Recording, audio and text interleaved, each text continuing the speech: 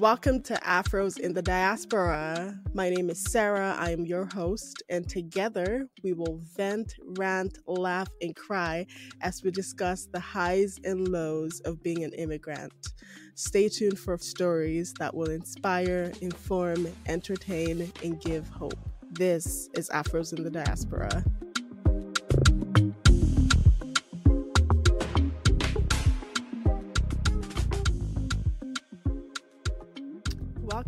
Welcome to another episode of Afros in the Diaspora. Today we have Kundai. Kundai, how are you doing?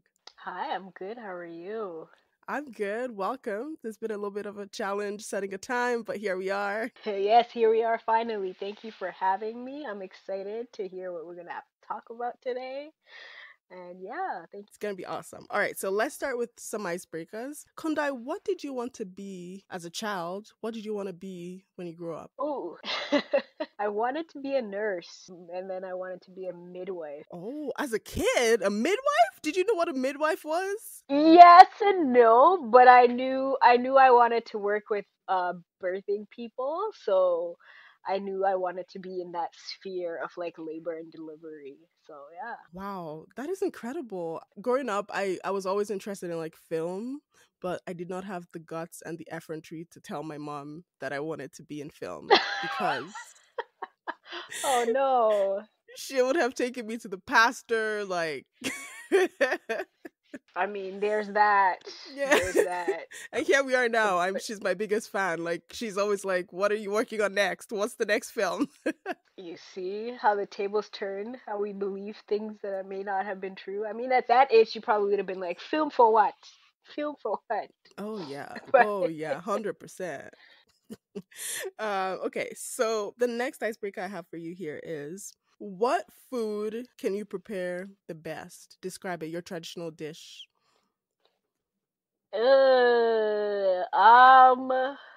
best food I can prepare. I'm a foodie, that's why. I like to cook, Okay. so it's really hard for me to like narrow down like a particular dish. Okay. I can Then make a what's your really favorite? good like mushroom chicken.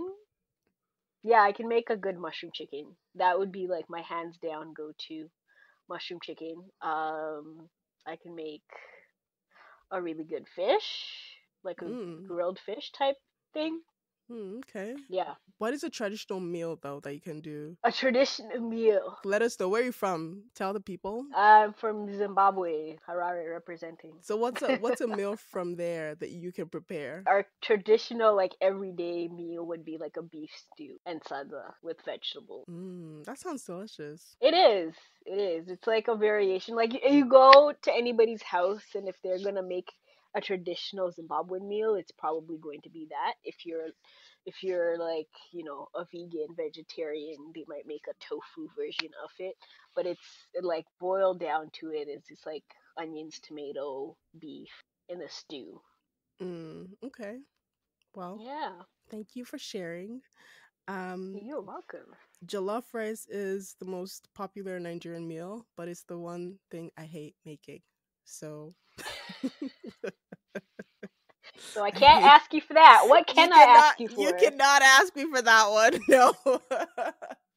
I actually prefer making like the traditional soups to rice. Okay. Like I will make egusi soup or ogbono soup, whatever, name it. But you see that rice, that jollof rice, there's just too much pressure. I mean, after all the wars that has been, you know, been happening over this jollof rice, I would steer clear too. I would be like, no, I don't know how to make. I don't know how to make. What is that? What is that? Just reduce the expectations. Yes, yeah, exactly. Just reduce the expectations. So that if you actually do make it and it's nice, they'll be like, "Oh, lovely surprise," you know. But if you come out saying "rah rah rah," I make the best jollof rice, and then we taste it, and it is not the best jollof rice, like yeah, people will have you in jail for I don't know, some kind of wrongful doing against jollof rice. Truly.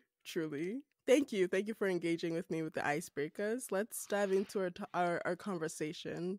Kundai, you're from Zimbabwe. Tell us a little bit more about your immigration story to Canada. So for me, I have a very, I guess, tradition. I wouldn't say, I guess, traditional story. I actually started my immigration in the States. So my family used to live in Pennsylvania, if you know where that is, Philadelphia area. That's where I first moved to when I was about, I want to say 11, 10, Mm, 11. I was in grade 5 at the time. And so they had moved there, they had all moved there, and I was the last one to move to the States. And then a few years later, I think once I was done middle school, so 3 years after, we decided to move to Canada because the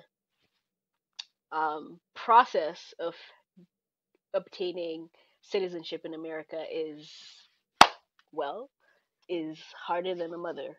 it So is. It really my is. parents decided my parents decided to move to Canada at the time because they were giving asylum to Zimbabweans as well, and so we moved to Canada. Particularly, we moved to Mississauga in Ontario, and that is where I went to school. And then we moved to Calgary following years of being in Mississauga. That's so interesting. From the US, from Zimbabwe to the US, then from the US to Mississauga, and now here you are in Calgary. I'm sorry, but I have to ask this. What is the difference between the winter in Mississauga and in Calgary? Because I would like to know. Well, I've been here for 8 years, so I have no idea anymore. Like the Mm, winters are more humid because there's more moisture in the air in Ontario than there is here. hmm. So they're not as dry. I find that like the cold here is like bone chilling. It's like it gets into your bones. Whereas the one in Mississauga, it wasn't as bad. Like you didn't feel it as much, but here you can feel it. So that would be my explanation of like the two different places. Interesting. I've not experienced winter outside of, I mean, okay, yeah, outside of the prairies. So like Alberta, Saskatoon, those are like the only two places I've experienced. And Winnipeg, Manitoba. Oh Okay. my lord. Those are the three Okay. places, the three horrible places to experience winter in the entire country are the places I have experienced winter. But I've heard that when it's humid in the city or in the space, the winter and like you feel it more than when it's dry. I don't get the math. I don't get the physics and the chemistry. I don't understand it. All I know is I don't like being outside right now. So Yep.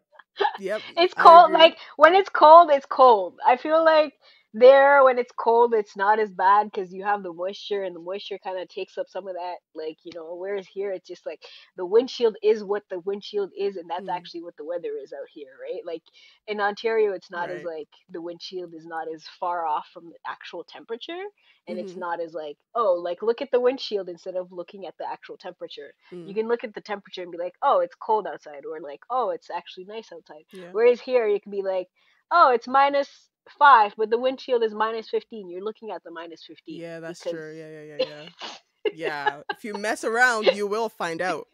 Literally. exactly, exactly. Awesome. So talk about cultural identity, what that has been like for you. You've been in three different places and granted when you moved from Zimbabwe, you're quite young. Not like you're not young now, but you're a child, you know what I mean?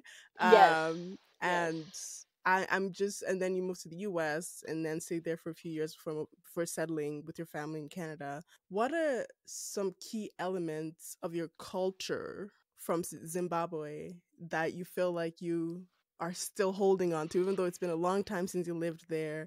You're settled here now. No one is ever going to take away the fact that you're from there. But what is something that you've held on to that you're like, this is a family tradition, or this is something that my mom taught me, or this is, you know what I mean? Like, what is something that you're holding on to culturally that's from your home? So this is gonna sound very vain, but my name, because it is a Shona name, and a lot of times I find that people change their names or use their second name, or they have an English name and an African name or a Zimbabwean name or whatever name they have, but they don't change their name. So for me, I don't know what it was. Even when I was younger, I always thought that my name was one of those things that like I don't want to change. I don't want people to abbreviate it, or I don't want people to, you know, oh, can I call you something else or what? No, my name's Kundai. No, That's you just my cannot. name. Like, what? Like,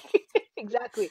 No, my name is Kundai. And so, like, one of the things that, like, I hold on to is my name, which is a Shona name, and it basically means overcomer and victor. And so that's one of the things that I've held on to. Overcomer, Victor. Yeah, Oh my yeah, gosh. Hello, Overcomer. yeah, yeah. That's awesome. That's such a powerful name. That has such a deep Yes. and powerful meaning. Is that the full name, or is it like No, traditionally it's short? And that's its Kundai. Kundai. It's Kundai, yeah. That is amazing. So that's one of the things that I've held on to. And then the other things are more like family, just family values. Like I've always moved with my family. Um, and just being close knit with my family is one of those things that this just is always been ingrained into me, even back home. It's just family comes first, and yeah. Mm, that is really powerful. Family is everything, all day, every day.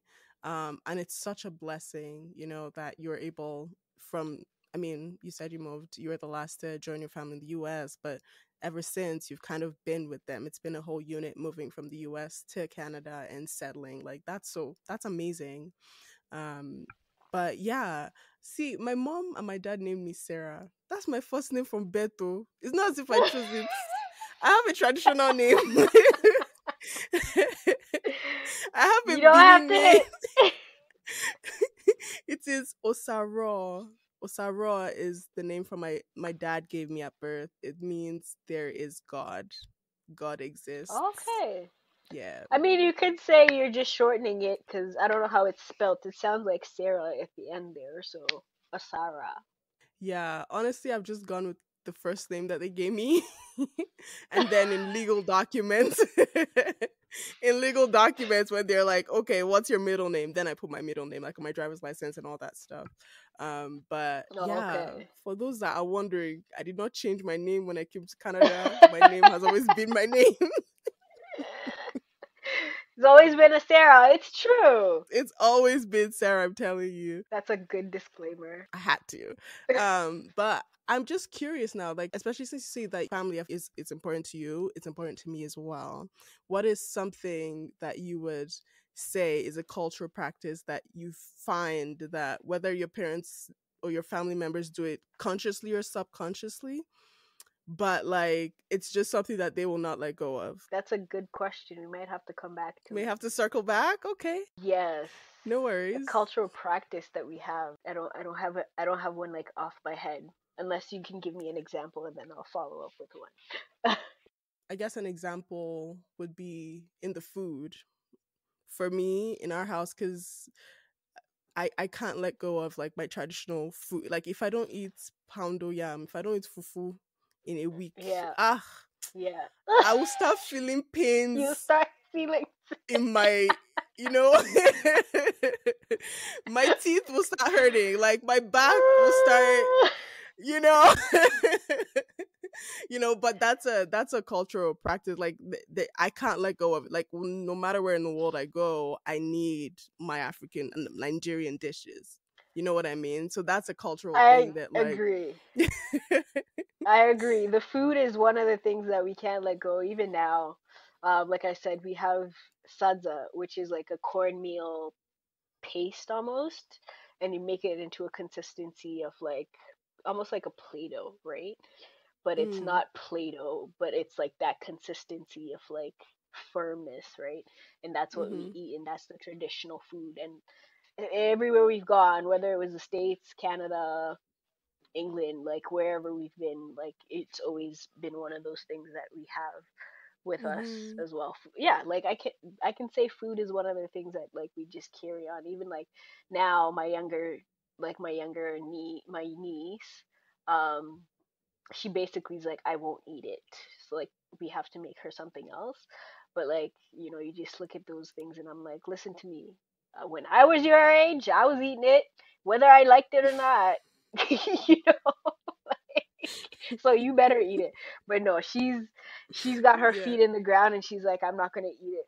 But that is something that we like make every week again. Like, not that we have aches and pains, but we do make it every week and Yeah. things like that. So Yeah.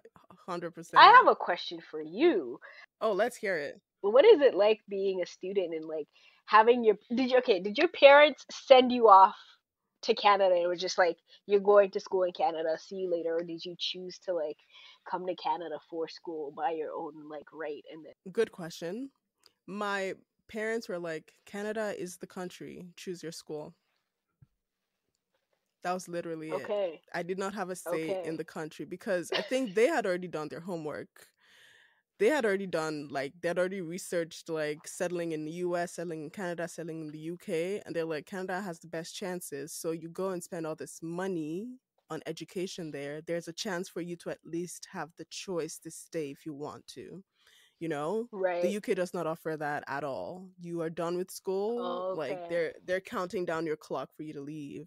And the UK and the okay, US, I mean, you can be there 10 years and you're not a citizen or you you're not a don't PR or progress, whatever.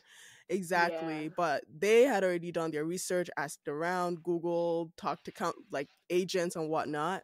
And they had found that Canada has just like the best chances. And being parents, of course, they'd want what's best for their kid, right? I just went and looked for a university to do my master's in. okay. Yeah, I just always wonder when people are like, I moved here for school and they don't have like family with them. And I'm just like, how do you do that? Like, cause me, myself, I don't know if I could have done, if my parents had just been like, oh, we're sending you to Canada, bye, like, go to school, have fun. I don't know if I would have been like, I would have been okay with that. Like, just me solo? Mm, Yeah. fair. Now I'm like, yeah. But now I'm like, yeah, okay. Like, and then I have siblings, right? And my younger sisters are like, yeah, I'm gonna move here and go to school here, and I want to move there and go to school there, and I'm like, why? Why? But Why? to each their own. Okay. Yeah. To go back to the topic of cultural identity, I'm curious about how you feel like your cultural identity, and by that I mean, both like the parts of your culture that you still hold on to while living in a new home, a different space, a second home, if you will.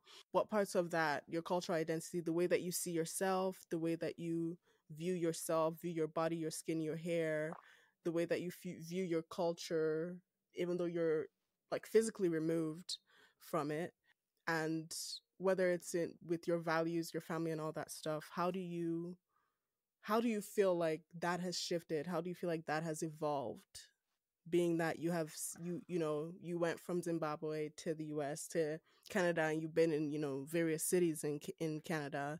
Like, is there a part of you that holds on to certain things and you're like Zimbabwe until I die, or are you just like I'm African Canadian at this point? Or like, I'm really curious about what that is like for you.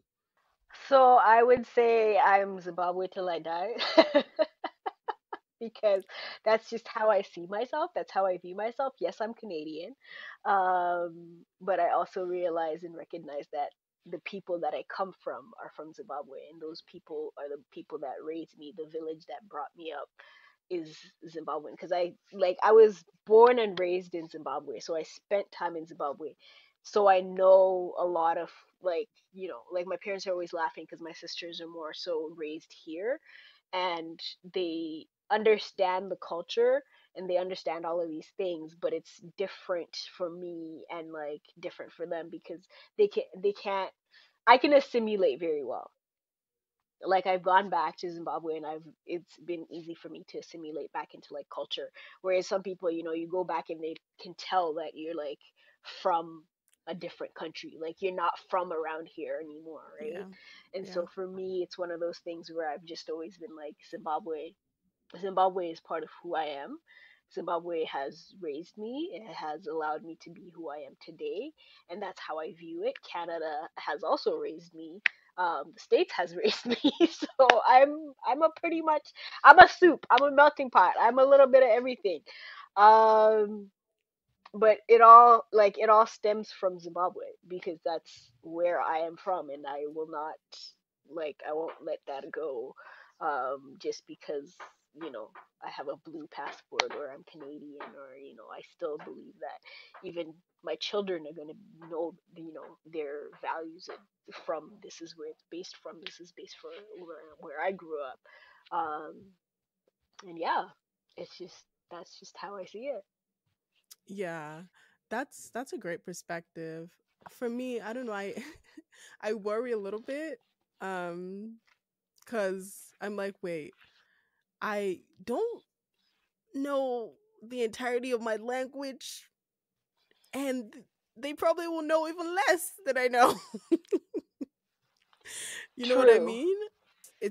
Such an interesting thing. Like you said, Zimbabwe raised you, Canada raised you, the US raised you. You've been you part like these spaces have left an imprint on who you are, for better or for worse. Right. And I've learned from my own experience that you get thrown all sorts of things. It's up to you to pick and choose what you're holding on to and what you're going to release. For the next generation that comes from me, I'm really curious, and a part of me worries about like how connected to the motherland are they going to be, because I would never, Mm, I don't want, I know for myself, I'm holding on to everything really tightly. I'm like, I'm Nigerian, I still have my Nigerian accent, I can still speak pidgin, you know what I mean, I still do my hair a certain way, I still talk, carry myself a certain way, and as much as I'm not the same, right? I'm not the same. It's just that picking and choosing the values and the cultural, like as you assimilate into a new country, like some people like choose to absolutely throw away everything that they have known to become right. a new person, and like the Canadian person, and just throw away everything that they have known. And Right. there's just, I guess sometimes it's so weird, but I've noticed this, that sometimes people feel like their own cultures are inferior to the white Mhm. culture, and Mhm. I've never understood that. Is that something you've noticed as well? Yes, for sure. Like I have no, like again, I can't specifically say like this person has done that.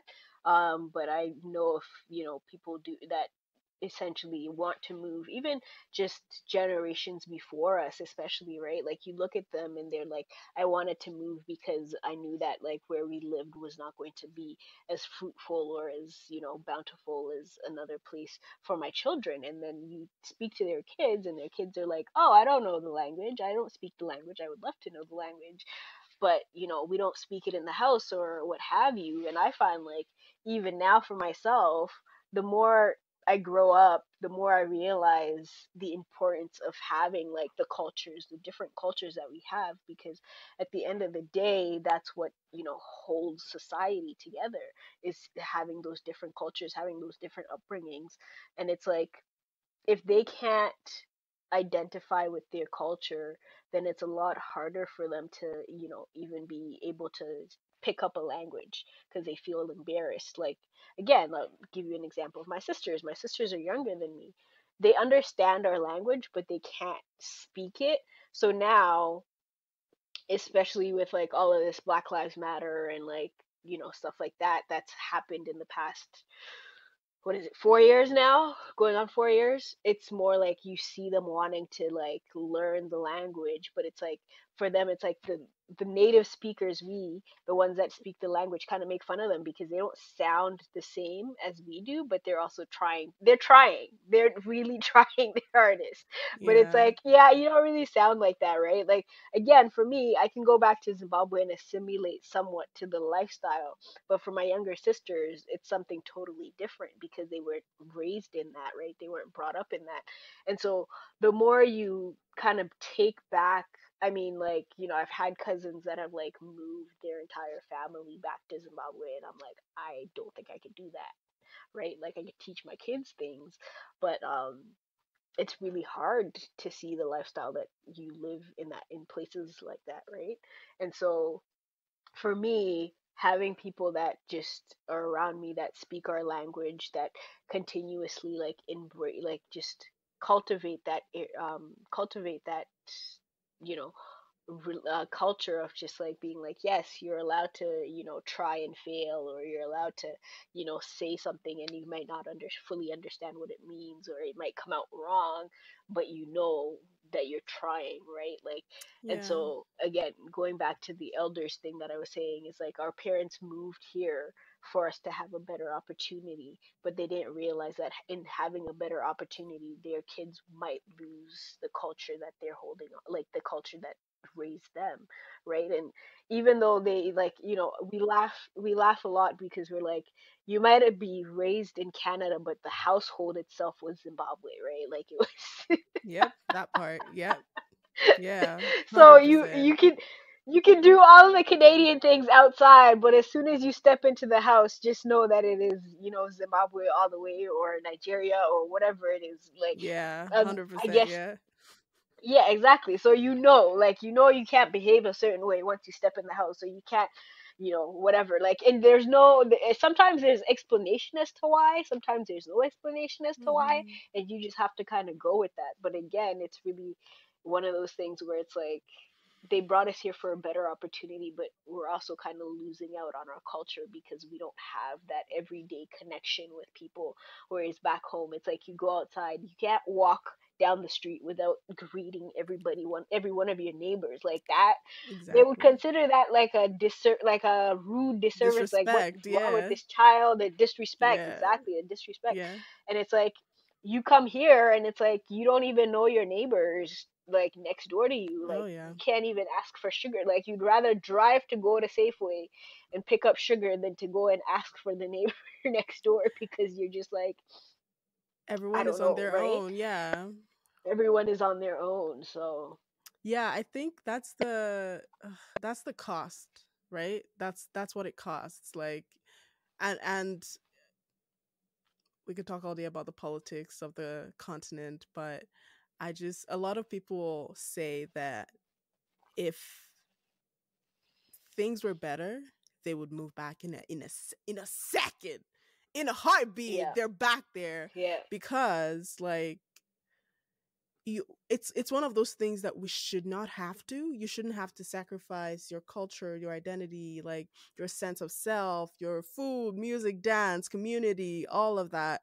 To It shouldn't be one or the other. right, It shouldn't be a better life in terms of earning potential opportunities and stuff like that versus community, culture and all that. They shouldn't be one or the other. right, You know what I mean? It should be possible to exist and live in a place in which you feel, these are my people, this is my community, this is my land, and the opportunities here are amazing. But I believe yes. we'll get there one day. We're not there yet. I One believe day, we'll get there one one day. day.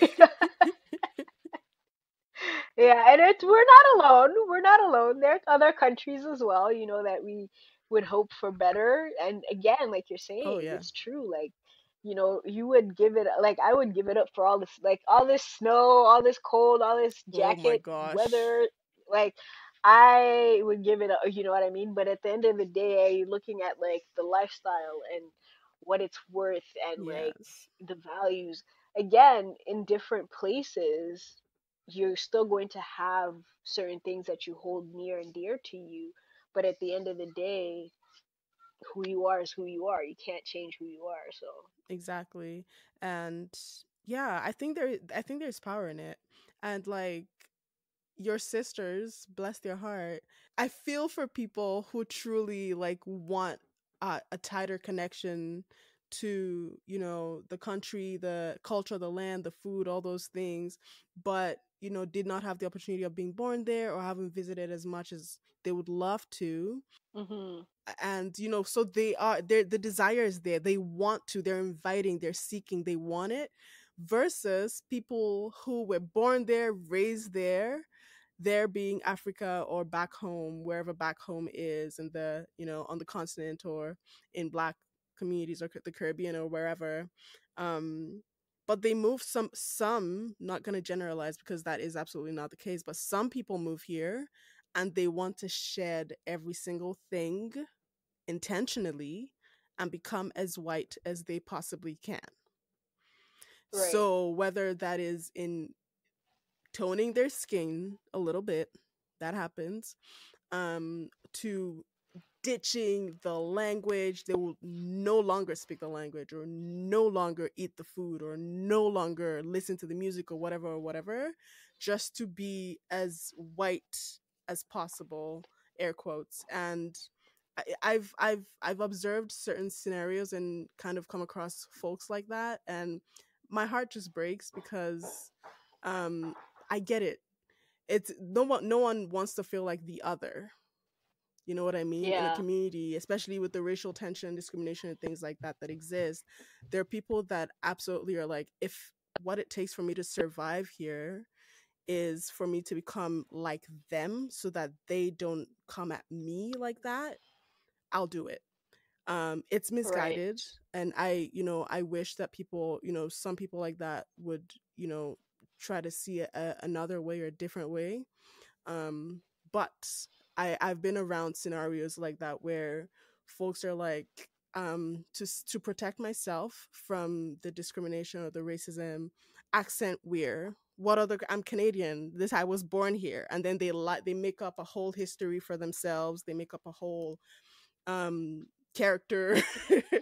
I'm an artist, so my brain goes to Yeah. character development, but they make up a Yeah. whole history and background for themselves, to say that, well, I was born in Ontario actually, and then I moved here, and then they're like, oh, they just become this new person. And some people cut ties with Mhm. home, period. They no longer talk to family back home. They no longer, talk to any, like, they don't know the country. They're like, wait, Africa where? No, I've never been there. But you know your house address there. Yeah. But it's one of those things that I find to be very unfortunate, but it is certainly a reality. Definitely, for sure. I think for me, I didn't have that, but I was like in a place where when I went to school, you assimilate to some extent because you don't want to be the outside child, you don't want to be the child that's bullied, you don't want to have Hmm. to deal with all of those things, right? So you Yeah. assimilate to some extent, but at the end of the day, for me, I think it was just I was old enough to not want to give that up. I was just bullheaded like that. I felt that it would be a disservice to, again, to a country that raised me, to the people Mm-hmm. that raised me, um, to now go and be like, oh, I'm not that person or whatever. Like, yeah, there's traumas there, and there's things that people choose to be like, this is the reason why I cut ties and things like that, and that's that's your own journey and things like that. But for me, personally feel like it would have been a disservice to like my extended family, right? To just Hmm. go now and be like, oh, I'm not attached to that, or I don't talk to this person, or this, that, and the next thing. Again, I was young when I came here, so I didn't really have the opportunity to connect with my cousins or like the people that I used to go to school with. And so when I go back, it's more so family that I'm staying with, and it's family that I'm seeing Hmm. because that's more the people that I talk to. That's more the people that I kept communication with. And so it's just interesting when people are like, I don't have that, or I choose to cut ties with, like, I'm like, listen, the more you know, the better it is, because even for me, it's just one of those things where it's like, I have a heart for America because I was raised in America. Like, I have American friends, and so I have a heart for the states. I have a heart for Canada because I grew up here. Like, like, there's still parts of me that are all melted into like who this person is, and at the end of the day, I I was, I don't know, like, it's just one of those things where I'm like, yeah, I can't, I don't know what it is to just be like, oh, I'm not this identity. I might shy away from being like, oh yeah, this is where I'm from, but at the end of the day, I'm like, I can't shy away from it because that's literally where I'm from. If you've ever been around enough Canadians, and I mean white Canadians, some of these Canadians will literally ask you where you're from, and you're like, I was born here. You know what I mean? Like, you just want to be like, I'm Canadian. What's your Hmm. issue? Like, what's your deal? Yeah. Um, but at the end of the day, I'm still like, I'm still Zimbabwean. I'm still Canadian. Mm-hmm. I'm still all of these. Like I'm existing in two places, but I'm still one person because this is who I am. This is Canada. This is Yeah. Zimbabwe. Like I said, I might live in Canada, but this household is Zimbabwe to the core. Yes, 100%.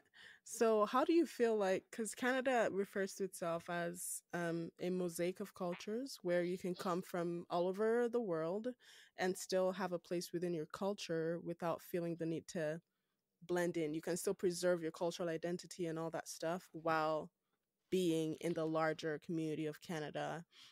So, how do you feel like the society we live in, Canada, or the West, North America, um, can do better with allowing or creating space for, or being more inclusive and respectful of cultural diversity, to help people preserve their cultural identities? Because right now Canada is like, where are you? Please come into our country, we will give you papers. Like, that's almost the stance that Canada has at the moment.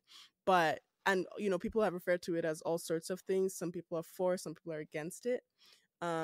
But I'm just your a lot of things need to be looked at. If we were to go into, that's a whole other conversation, right? But how do you feel like, as a whole, the diaspora, the US, Canada, UK, all these spaces that Africans find themselves in, can do better with being more inclusive and allowing for people to, and having more respect, I guess, for people's cultural identities within the larger society? So I would say it's I'd say it's really hard to not commend other countries, especially like Canada. I would say Canada because this is where I live. On having those borders, and being open and allowing other people to come in and you know welcoming people in that way. Um, but it does a disservice to the to it's harder for people to accept outside culture when their culture you see it dwindling. And I'll give an example of like the native people that live in here that are here were here before all of this colonization and all of these things, right? Hmm. And so it's like you're almost selling a country that's not yours. Mm. Um but in the same respect, you see them accepting other cultures and you're like, oh wow, like this is really cool, like yes, like bring more people in.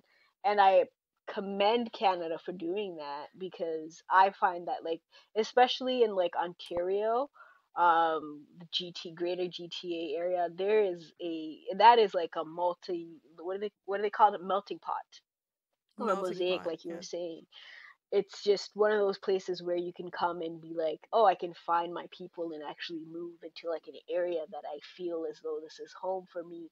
I have people that I can relate to. I have grocery stores that I can go to. I can do this, that, and the next thing. I can't speak for any other provinces aside from Alberta and Ontario. In Alberta, it's a lot harder to do. It's a lot harder to find those communities within Canada where you're like, oh, I can like be myself and I can embrace myself. But again, it has to do with people and individuals that move here and say, I don't want to lose my cultural identity, Hmm. right? And so what Canada can do in terms of making it better for people to move here, I think is not just opening up their doors, but also having those conversations, having the difficult conversations with people and seeing that, yeah, racism still exists. You know, it's not going away just because you bring in more people. That does not stop racism from happening. Yeah. But it's having those conversations on race and just injustices that take place on an everyday basic level. Yes, you can move here. Yes, you can have the opportunities to do all of these things, and be able to excel in your career or in your life, and do better than you would have done back home. But at the end of the day, again, we're missing and we're lacking that community identity that we were talking about earlier. That's something Mm-hmm. that's really lacking, because you can't just move to a Winnipeg. I find, like, I'm gonna give an example. I don't think. Okay, Saskatchewan. Okay, let's give them that one, because Winnipeg might be on the come up. Mm-hmm. Winnipeg might be on the come up, but like a Saskatchewan, and just like move there, because I find people that I've heard, like they first moved to these rural areas, just out of a whim, and just being like, oh, I'm going to school there, or to New Brunswick, or PEI, whatever, for school. But then they realize very quickly that they might be the only black person there, or if Mm. they're not the only black person there, they might be the one out of five black people Y- there, and so they Yeah. move to like a different province, because again, they're looking for that cultural identity. They're looking to be relatable and things like that. Yeah. And so it's really hard to just be like, oh yeah, like, we are an accepting country, um but in the same breath, we have to be cautious about, you know there we go. We just have to be cautious about having these conversations, because we can say, let's move all these people in, let's have all these cultures come into, like, into our country, and yet we're not even treating the people of this land in a dignified way, in a Mm-hmm. just way. And so, yeah, it's just one of those things where it's like, it's a double-edged sword of like, this is great to have immigrants and to have other people, and to not give up that culture. And I think that's where we have to be, is where, as individuals, is to not give up our own cultures, and just hold on to our cultures, and to be able to say, hey, I'm from here, and this is what I believe in, and this is what I can do, and this is how I'm going to represent my country in another country. Mm-hmm. And that's how we don't lose, that's how we don't lose that cultural identity in spaces and places like Canada, where Yeah. it's a melting pot.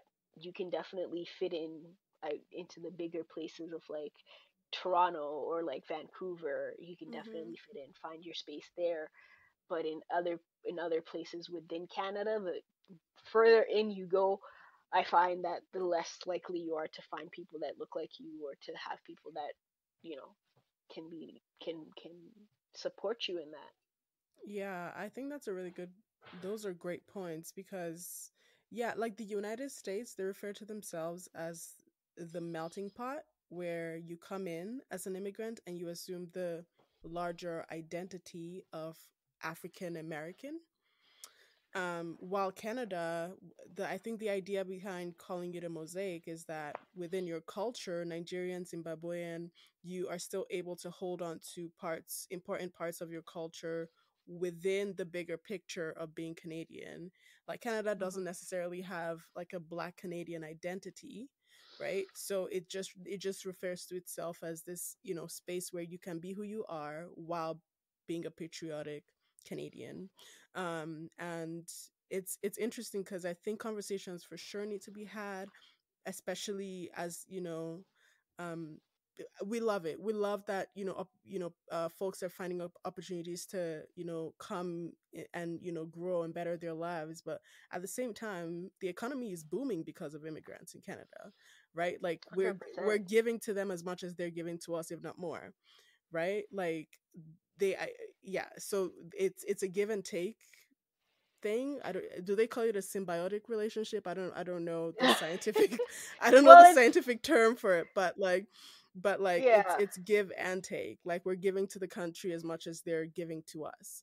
um right. and that's great, but I think even within that, like international students make so much money for this country. Like it's an industry, like it's a I whole did not it's a whole know. thing. It's a whole thing. But the reality of the matter is that in the last few years there have been more and more and more students from Africa, from Africa into Canada, Canada being our Yeah. case study since we are both in Canada, but the dorm rooms are still the same. Where will these people stay? Like Right. opportunities are not granted to. There are not as much funding opportunities. There are not as much granting opportunities. There are not as much or as many student job opportunities. Yet there's such a hike in the Black and African students in these schools. Like, how are they going to work and make money, right? If you're bringing people into the country, there needs to be a more structured plan of how these folks are going to survive. Like, so I just feel like there needs to be some accountability, I think, by the government in terms in some of these choices and decisions that they're making. And again, I'm someone that doesn't watch the news. I don't read newspapers. It's too much for me to handle because it's death every other second. Like, Everywhere you it's look. chaos, it's war, Yeah. it's really hard for me as a human being to just consume that much bad news. But I also don't really know, right? I'm speaking from the little that I know, and maybe these conversations are already happening. Maybe these changes are already being looked at, and maybe these structures are trying to be created and stuff like that. But I just know that, like, if if more provisions have to be made for the people that they are bringing in, you know. Definitely, definitely. I agree with you 110% because I was oblivious to the fact that, like, like you said, international students make up a large percentage of people that are coming into Canada and people that are going into these schools, and then you factor in how much money that the international students are being charged to go to school. Oh my gosh. It's it's a It's lot. It crazy. is a It's lot of crazy. money. And so And they you just increase the you look at fees every year. The fees get more expensive every single semester. yeah. So Speaking those are from so, experience. so those, see, those are things I'm not aware of because I haven't been in school, nor, like, Mhm. I'm not in touch with that anymore. But, like, Mhm. it's just it's it's one of those things where you just look at it and you go, wow. Because if you look at how much an international student is at the time, you know, they're making, maybe, like, you have to pay double of what a Canadian resident or No, PR it's three. person. No, it's three times. Well, At there you have least it. it's at least three times. There you have it. And so it's like, you look at that and you go, and then the student might stay. And maybe I'm Where, exaggerating, but it's a lot more. oh Maybe it's no, not like, three it is, times, but it is it's a so lot more. expensive. It's so There's a, like, expensive. it is definitely expensive, and there is, like, a lot more than, like, you pay a lot more as an international student than a, like, a resident of Canada, right? Like, Mhm. it's ridiculous, the amount of Yeah. money. And then you don't get that compensation back, or you decide to stay in Canada and then you're still paying those fees. And so I guess maybe they're like, oh, you can do loans, but it's like, yeah, who's got money for loans? You still have to pay back the loan. Like, you know what I mean? Get into Like, you debt. still What? get into debt. Honestly, that's Yeah, and that's then something that's else. just not for yeah, that's a topic for another day. But For another yeah. day, man. That's a whole other thing. Okay, so I have my one final or a couple final questions for you. Um, so the final question I have with our conversation about cultural identity is, what would be your advice for someone who just landed in Canada or the US or into the diaspora today? They just landed and they're like, ah, Kundai, here I am. What word of advice would you give to me as I'm in this Canada? It's about to be winter. I'm freezing. They were talking to me at the airport. I barely understood this white person. They were speaking so fast. Like, what advice would you give?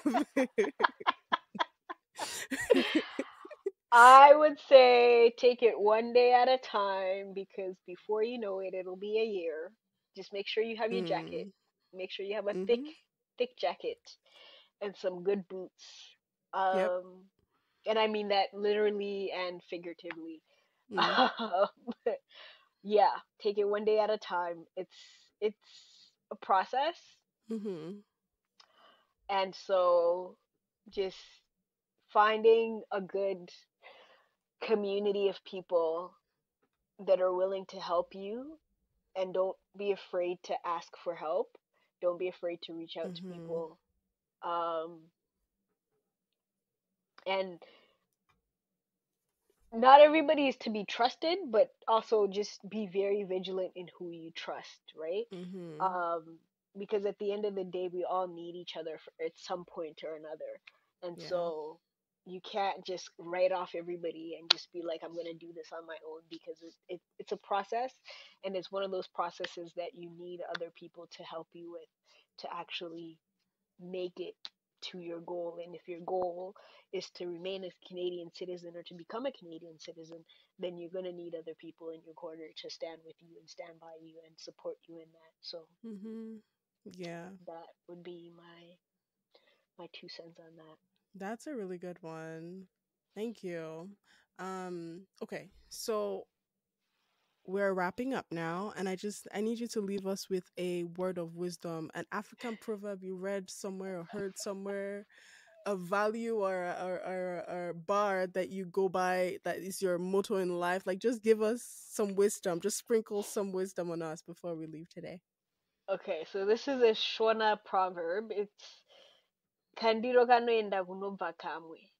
And it basically means a plate goes where it has come from.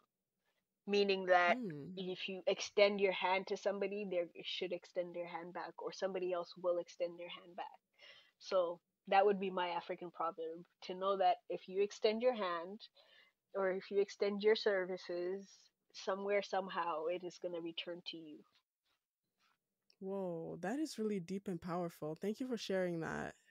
You're welcome. Hmm. Yeah. Yeah, a plate goes back to where it comes from, Yeah. right? Yeah. Okay, I didn't mess it up.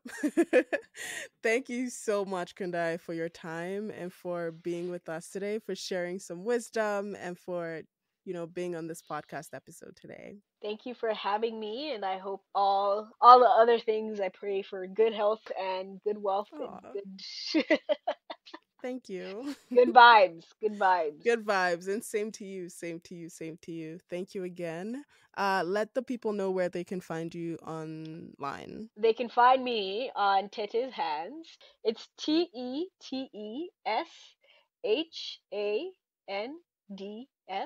on Instagram, and that is probably the only place you'll find me. I'm not a big social media people, but all the extra. I don't know how people have time for that. There's a new one every Instagram. day. There's a new one every day, and There's Instagram's already like taking up my life. Like, I don't understand. I don't understand. But yeah. it's for the young people. Let the young people do it. It's for the young people, Gen Z. Oh my lord. Thank you once again. And thank you all for listening in to today's episode. Until next time. Bye. Thank you for joining us on this episode of Afros in the Diaspora. I hope this episode left you feeling inspired and hopeful. To engage, feel free to like, follow, share, and subscribe to Afros in the Diaspora on all social media and podcast platforms. Remember to leave a review and a rating. If you would like to be a guest, please reach out. Send an email to hi@afrosinthediaspora.com. That is hi@afrosinthediaspora.com. Or send us a DM on Instagram @afrosinthediaspora. Remember, there is beauty in our stories and power in our voices. Together, we are stronger. Until next time.